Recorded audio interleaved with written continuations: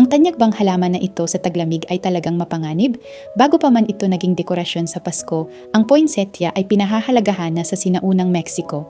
Tinawag ito ng mga Aztec na Quetzalcoatl at itinuturing na simbolo ng kadalisayan at pagbabagong buhay. Pinahahalagahan ito sa tradisyonal na mga gawi at kultural na seremonya. Gayunpaman, sa makabagong klinikal na medisina, hindi ito itinuturing na halamang gamot. Ang puting malagatas na dagta ay maaaring magdulot ng iritasyon sa balat at ang pag-ingest nito ay maaaring magdulot ng bahagyang sakit ng tiyan. Yan na tulubos na nakakalason pero hindi rin ito nakakain. Mahal ko ang aking poinsettia at mahigit 1 taon na ito sa akin. Kapag muling namumula ang mga dahon, palagi akong napapasaya nito. Para sa akin, paalala ito na kahit sa mas malamig na panahon, bumabalik ang kagandahan. Salamat sa panonood. Naway patuloy nating hangaan ang kagandahan ng kalikasan ng may pag-aalaga, kamalayan at pasasalamat.